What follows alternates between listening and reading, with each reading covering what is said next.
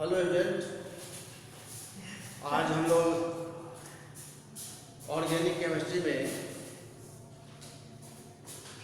General method of preparation of halo alkane की बनाने की सामान्य विधियां हम लोग पढ़ते हैं। आप लोगों को बार बार कहा जा रहा है कि इस पर ध्यान दीजिए, बहुत इंपॉर्टेंट टॉपिक हम लोग पढ़ रहे हैं। तो एल्केन पर हाइड्रोजन की अभिक्रिया से कैसे एल्केन पर हाइड्रोजन की अभिक्रिया से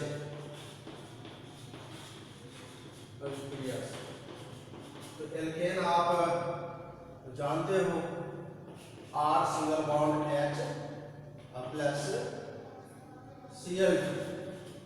तो सूर्य प्रकाश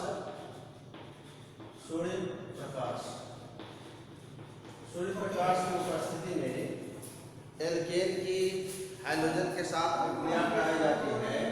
तो एल्केन में से एक हाइड्रोजन का विस्थापन हो जाता है ना? किसके द्वारा? हाइड्रोजन के द्वारा, क्लोरीन के द्वारा विस्थापन हो जाता है। तो क्या बन गया? R single bond Cl plus HCl। तो यह आपका हेलो एल्केन एल्किल हैलाइड हो गया, एल्किल हैलाइड। अब R के जगह पर आप C2H5 लिख सकते हैं, एथाइल या मेथाइल लिख सकते हैं। तो यहाँ पर CH3H, यह क्या हो गया? Methane plus Cl2। और सूर्य प्रकाश की उपस्थिति में क्रिया कराएंगे तो CH3 single bond Cl plus HCl, इसे पढ़ते हैं मेथिल क्लोराइड है ना, मेथिल क्लोराइड। अब यहाँ देखिए कि CH4 यह मेथेन हो गया, मेथेन Cl2 और Surya Prakash H minus HCl, यहाँ से एक हाइड्रोजन निकलेगा और यहाँ से एक Cl निकलेगा। तो CH3Cl, तो Cl2 और H, यहाँ भी HCl, एक एक करके हाइड्रोजन का क्लोरीन द्वारा विस्थापन हो जाता है। तो CH2 Cl2 फिर Cl2 और H और HCl निकल गया। क्या बन जाएगा? यहाँ पर यहाँ से भी एक हाइड्रोजन क्या हो जाएगा? निकल जाएगा, विस्थापन हो जाएगा। किसके द्वारा? क्लोरीन के द्वारा। तो CHCl3, यहाँ से हाइड्रोजन निकल गया और एक क्लोरीन जुड़ गई। अब Cl2 और H, यहाँ से HCl निकल जाएगा तो CCl4 बना, है ना? तो यह आपका क्लोरोफॉर्म, और यहाँ है टेट्रा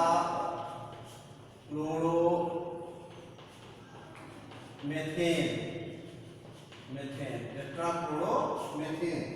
तो इसमें क्या होता है कि मिश्रित बन जाता है। तो एल्केन पर, मेथेन पर सूर्य प्रकाश की उपस्थिति में क्लोरीन के द्वारा अभिक्रिया कराई जाती है। तो एक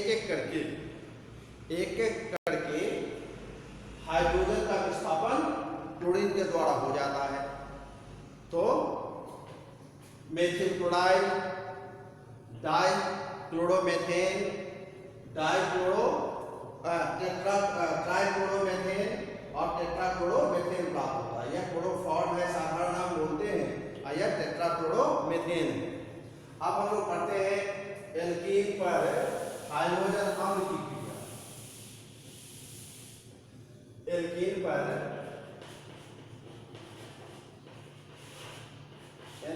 पर हाइड्रोजन अम्ल की क्रिया।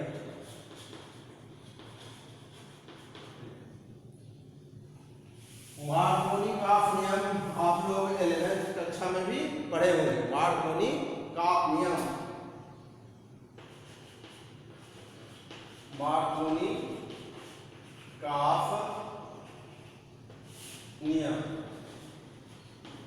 तो मार्कोनी काफ नियम है असममित द्विबंध पर, असममित है यहाँ पर, असममित से मतलब है कि देखिए यहाँ जैसे CH3 है, CH है और डबल बॉन्ड CH2 है, तो यह असममित हो जाता है, सममित, असममित। यदि CH3 CH double bond CH और CH3 है तो यह हो जाएगा सममित हो जाएगा, ठीक है। तो असममित से मतलब है कि द्विबंध के तरफ से, द्विबंध के एक तरफ कार्बन की संख्या ज्यादा है और एक तरफ कार्बन की संख्या कम है, तो ऐसे अणु को क्या कहेंगे, असममित, असममित द्विबंध कहेंगे। और यह हो जाता है क्योंकि दोनों तरफ दो दो कार्बन है, द्विबंध के दोनों तरफ दो दो कार्बन है, तो इसे हम कह देते हैं क्या, सममित कह देते हैं, है ना। सममित एल्कीन है, तो असममित द्विबंध पर योग करने वाले, असममित द्विबंध पर योग करने वाले अणु का ऋणात्मक भाग उस कार्बन पर होता है जिस पर हाइड्रोजन परमाणुओं की संख्या सबसे कम हो। यह अभिक्रिया जो होता है बेंजाइल परऑक्साइड की अनुपस्थिति में होती है, बेंजाइल परऑक्साइड की अनुपस्थिति में होती है। तो देखिए यहाँ CH3 CH double bond CH2 plus HBr, तो H प्लस हो जाएगा, Br माइनस हो जाएगा। तो असममित द्विबंध पर योग करने वाले अणु का ऋणात्मक भाग उस कार्बन पर होता है जिस पर हाइड्रोजन की संख्या कम है। यहाँ हाइड्रोजन की 3 है, यहाँ 2 है, यहाँ पर 1 है, तो ऋणात्मक भाग उस कार्बन पर जुड़ता है जिस पर हाइड्रोजन की संख्या सबसे कम हो। तो CH3 CH single bond CH3, यह जो हाइड्रोजन है यह इसके साथ जुड़ जाए, तो यहाँ पर Br जुड़ गया, तो 2 ब्रोमो प्रोपेन, प्रोपेन है ना। अब आप यह आपका हो गया प्रोपीन, 1 प्रोपीन द्विबंध है इसीलिए इसे इन लग गया, प्रोपीन हो गया। अब है एंटी मार्कोनी काफ, एंटी मार्कोनी काफ नियम, मार्कोनी काफ नियम। यह जो होता है बेंजाइल परऑक्साइड की, बेंजाइल परऑक्साइड की उपस्थिति में होता है, बेंजाइल परऑक्साइड की उपस्थिति में होता है, एंटी हो जाता है। तो यह Br जो है यहाँ जुड़ जाता है और H जो है जो यहाँ जुड़ जाता है। तो CH3 single bond CH double bond CH2 plus HBr, तो H प्लस Br माइनस, तो यह जो Br है आपका यहाँ जुड़ जाएगा और H जो है यह यहाँ जुड़ जाएगा। किसकी उपस्थिति में होती है, बेंजाइल परऑक्साइड, तो C6H5COO का होल 2 बेंजाइल परऑक्साइड हो गया। बेंजाइल परऑक्साइड की उपस्थिति में होती है तो क्या बन जाएगा, CH3 CH2 CH2Br, 1 ब्रोमो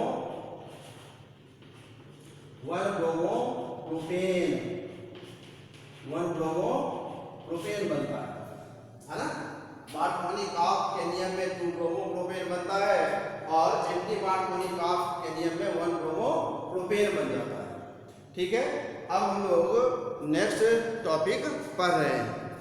तो इस तरह से जो नेम रिएक्शन है, ऐसे क्रिया को क्या कहते हैं, नेम रिएक्शन कहा जाता है। नाम से है, वैज्ञानिक के नाम से है, आपके नेम रिएक्शन से क्वेश्चन आता है। अगला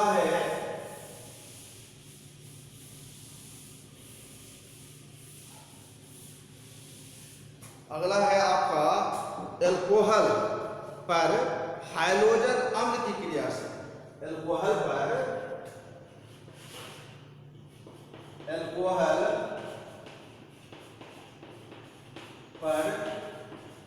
हाइड्रोजन अम्ल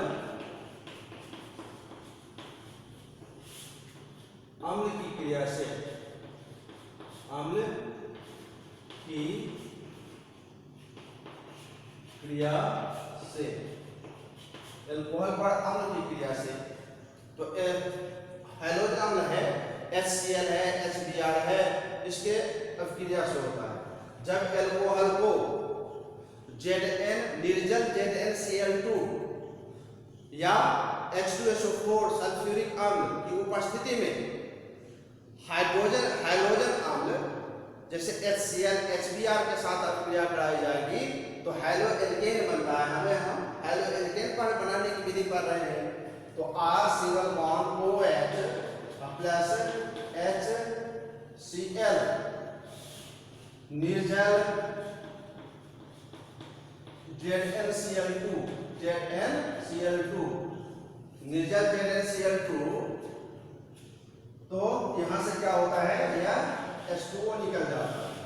तो क्या बन जाएगा, R single bond Cl plus H2O, यहां से H और यहां से OH।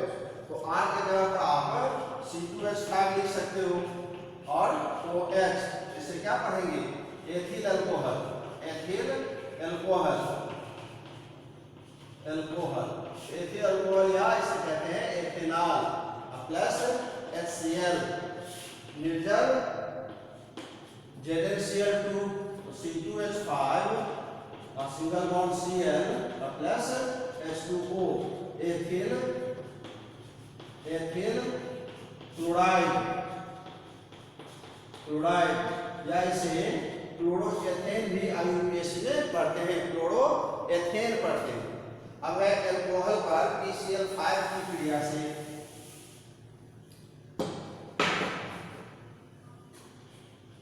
चौथा एल्कोहल पर PCl5 की क्रिया से देखिए, एल्कोहल है R single bond O single bond H और प्लस PCl5 है, तो Cl PCl3 और Cl, तो यह क्या हो जाएगा, PCl5 हो जाएगा, है ना। तो इसमें क्या बन गया, RCl प्लस POCl3 फास्फोरिल क्लोराइड, है ना। तो POCl3 प्लस HCl, तो R के जगह पर आप जो भी लिखना चाहें, एग्जाम्पल के रूप में C2H5 OH ethyl alcohol plus PCl5 direct लिख दें ऐसे, तो क्या बन जाएगा, C2H5 Cl plus POCl3 plus HCl, तो यह हो गया आपका क्लोरोएथेन या एथिल क्लोराइड कहते हैं, क्लोरोएथेन या एथिल क्लोराइड कहते हैं। और एक जो है PCl5 प्लस PCl3 के साथ क्रिया कराते हैं, तो देखिए, तो उसमें फास्फोरस अम्ल बनता है, उसमें क्या बनता है, फास्फोरस अम्ल बनता है। तो एक रिएक्शन हो गया, ये आपका एक रिएक्शन। अब बी में RCOH प्लस PCl क्या है, फास्फोरस ट्राइक्लोराइड के साथ कराएंगे, इसमें रिफ्लक्स होता है, फर्शवाहन होता है, फर्शवाहन होता है। तो 3RCl प्लस H3PO3 फास्फोरस अम्ल है ना। तो फास्फोरस अम्ल है, तो क्या बन गया यहाँ पर, एल्किल हैलाइड। तो R के जगह पर आप एथिल ले लो, प्रोपिन ले लो, मेथिल ले लो, R के जगह पर, तो C2H5OH एथिल अल्कोहल है, एथेनॉल लिखो या एथिल एल्कोहल लिखिए, प्लस BCl3 एरो रिफ्लक्स, यहाँ पर 3C2H5 Cl plus H3PO3 phosphorus अम्ल हो जाता है। फास्फोरस अम्ल कहते हैं इसे, क्या कहते हैं? फास्फोरस अम्ल। ठीक है। अब जो एक नेम रिएक्शन है वह हुर्स-डीकर विधि है। क्या है? हुर्स-डीकर विधि। तो हुर्स-डीकर विधि में क्या होता है कि वसा अम्ल के सिल्वर लवण, वसा अम्ल के सिल्वर लवण, वसा अम्ल के सिल्वर लवण को CCl4 विलायक में घोलकर क्लोरीन या ब्रोमीन के साथ क्रिया कराने पर एल्किल हैलाइड बनता है। तो अगला जो हम लोग पढ़ने जा रहे हैं वह मेन रिएक्शन है, नेम रिएक्शन है। नेम रिएक्शन जो होता है वह आपको क्वेश्चन में पूछता है। अब है हुर्स-डीकर विधि। हुर्स-डीकर विधि वसा अम्ल के सिल्वर लवण, वसा अम्ल के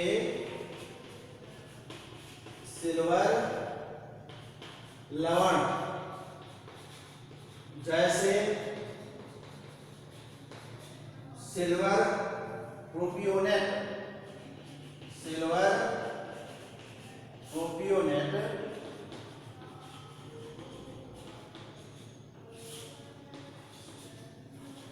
को CCl और विलयन में बने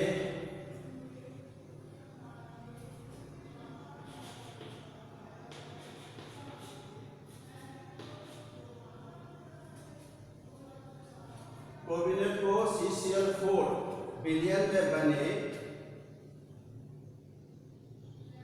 पर Cl2 या Br2 गैस है ना बने विलयन को CCl4 में बने विलयन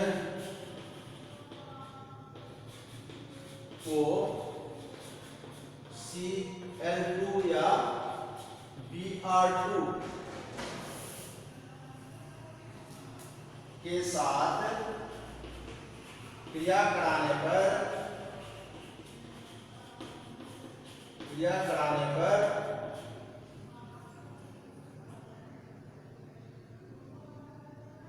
एथिल क्लोराइड बनता है।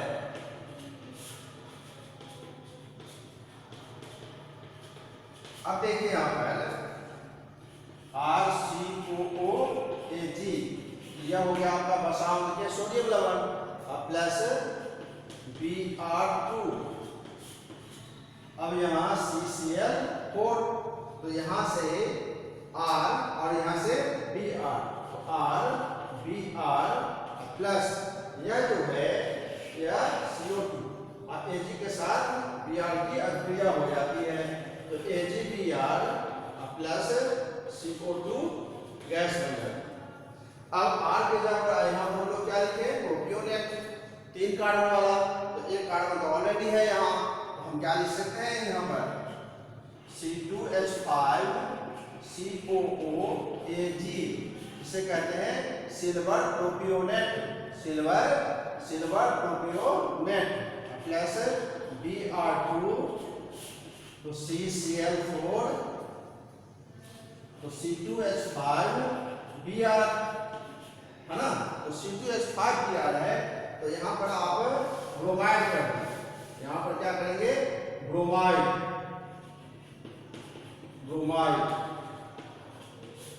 Plus AgBr plus CO2 gas निकल जाती है, तो क्या बन गया आपका? एथिल ब्रोमाइड प्राप्त हो गया। तो ये बनाने की विधि है, समझ गए ये चीज? यह क्या है? आपके बनाने की विधियां हैं। क्या बनाने की विधियां हैं? तो एल्किल हैलाइड बनाने की सामान्य विधियां हैं, हैलो एल्केन बनाने की सामान्य विधियां हैं। अब हम लोग अगला चीज पढ़ते हैं, ठीक है। अब है कि अब इसमें देखिए कि अब इसके जो गुण होते हैं वो हम लोग देखते हैं। सी सिंगल बॉन्ड एक्स आबंध की प्रकृति। अब इसमें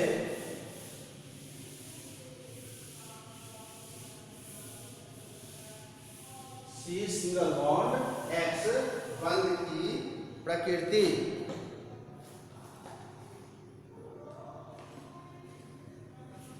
सी सिंगल बॉन्ड एक्स बंध की प्रकृति।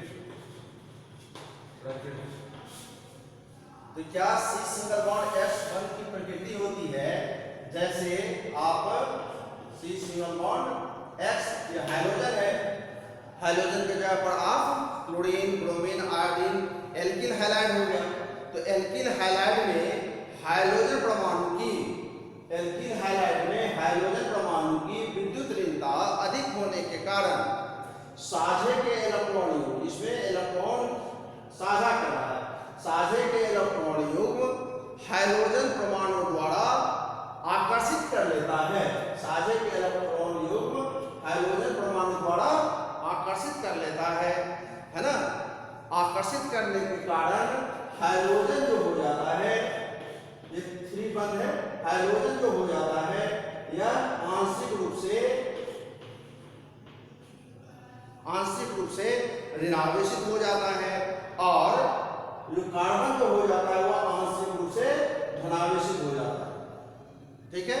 तो इस द्विध्रुव में कार्बन परमाणु धनात्मक सिरा कहलाता है और हाइड्रोजन परमाणु क्या कहलाता है? ऋणात्मक सिरा कहलाता है। फिर ध्यान सुन लें कि एल्किल हैलाइड में हाइड्रोजन परमाणु है। हम लोग कल पढ़ चुके हैं एक्स बराबर क्लोरीन, ब्रोमीन और आयोडीन, है ना। तो एक्स जो है यह हाइड्रोजन है। तो हाइड्रोजन की विद्युत ऋणता अधिक होने के कारण साझे के इलेक्ट्रॉन युग्म हाइड्रोजन परमाणु द्वारा आकर्षित कर लिया जाता है। तो हाइड्रोजन जो हो जाता है वह आंशिक ऋणावेशित हो जाता है, और यह जो कार्बन है वह आंशिक धनावेशित हो जाता है। तो यह द्विध्रुव होने के कारण कार्बन को धन सिरा कहा जाता है और हाइड्रोजन को ऋण सिरा कहा जाता है। धनावेशित कार्बन पर नाभिक स्नेही अभिकर्मक, धनावेशित कार्बन पर नाभिक स्नेही अभिकर्मक, नाभिक स्नेही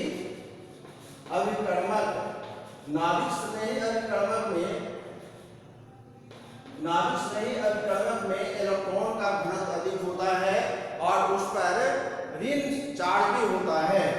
जैसे NH2 माइनस, OH माइनस और CN माइनस, ये सब क्या हो जाता है? नाभिक स्नेही अभिकर्मक होता है। तो चूंकि यहाँ पर इलेक्ट्रॉन का घनत्व क्या है? ज्यादा है, यहाँ पर इलेक्ट्रॉन का घनत्व क्या है? कम है। तो यहाँ पर जो इलेक्ट्रॉन का घनत्व होगा, चूंकि इलेक्ट्रॉन 2 इलेक्ट्रॉन साझा यहाँ आ गया है, हैलोजन पर आ गया है, तो धनावेशित कार्बन में आपके 6 इलेक्ट्रॉन रहते हैं। धनावेशित कार्बन में यहाँ पर क्या हुआ? कार्बन पे कितने इलेक्ट्रॉन होते हैं? 6 इलेक्ट्रॉन होते हैं। तो यहाँ पर इलेक्ट्रॉन का घनत्व कम होता है, तो जो नाभिक स्नेही अभिकर्मक है उस पर आक्रमण करके बंध बना देता है और हाइड्रोजन को क्या कर देता है? विस्थापित कर देता है। हाइड्रोजन को क्या करता है? विस्थापित कर देता है। बहुत इंपॉर्टेंट चीज है, यह न्यूक्लियोफाइल है। इसे कहते हैं न्यूक्लियोफाइल, नाभिक स्नेही अभिकर्मक कहते हैं, न्यूक्लियोफाइल कहते हैं। इंग्लिश में कह देते हैं न्यूक्लियोफाइल। माइनस करता है या 2 इलेक्ट्रॉन लगा दीजिए, plus R single bond X, तो यह क्या हो जाएगा? आंशिक रूप से ऋणावेशित और यह आंशिक रूप से धनावेशित हो जाता है। तो इस पर क्या है? देख रहे हैं ज्यादा इलेक्ट्रॉन है, यहाँ पर धन आवेश आ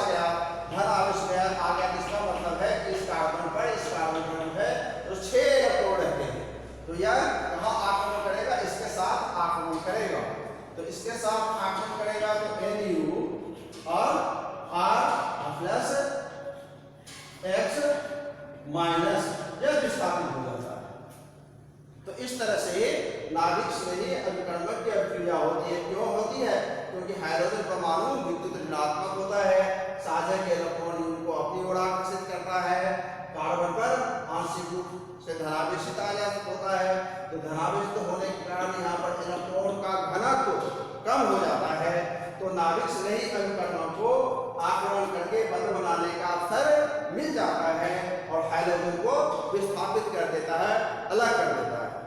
अब देखिए, अब जो है ये आपको ध्यान में रखिए, बहुत सारे एग्जाम में काम आए।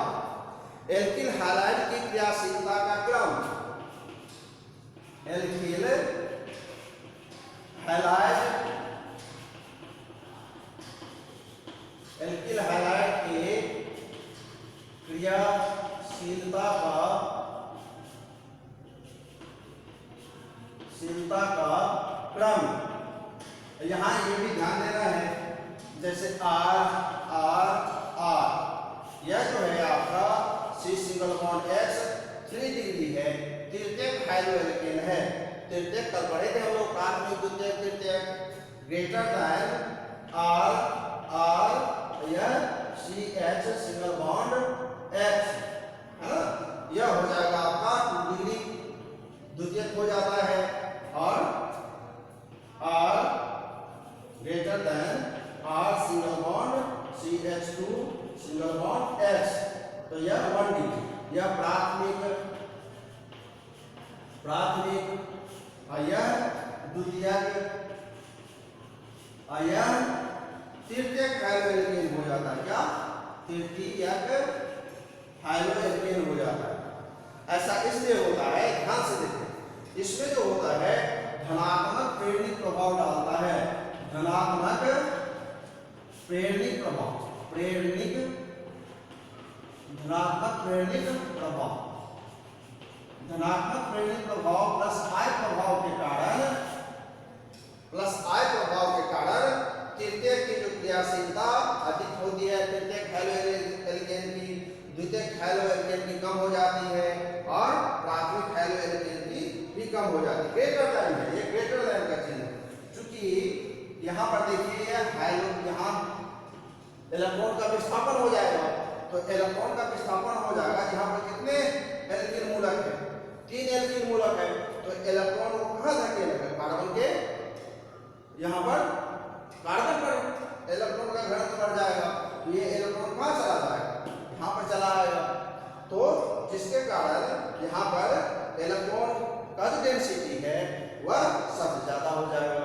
इसमें 2 एल्किन है, तो यह 2 धनात्मक प्रभाव के कारण अपेक्षाकृत यहाँ पर इलेक्ट्रॉन का घनत्व कम होगा, तो इलेक्ट्रॉन कहाँ होगा? आगे की ओर पुश करेगा, जाएगा। यहाँ पर भी देखते हैं प्राथमिक में एक ही एल्किन मूलक है, तो एक ही एल्किन मूलक है, तो जिसके कारण यहाँ पर जो इलेक्ट्रॉन का घनत्व होता है वह सबसे कम हो जाता है, इसीलिए इसकी क्रियाशीलता क्या होती है? कम हो जाती है। तृतीयक हैलोएल्केन की क्रियाशीलता उच्च हो जाती है, क्योंकि यहाँ पर इलेक्ट्रॉन का घनत्व सबसे ज्यादा हो जाता है।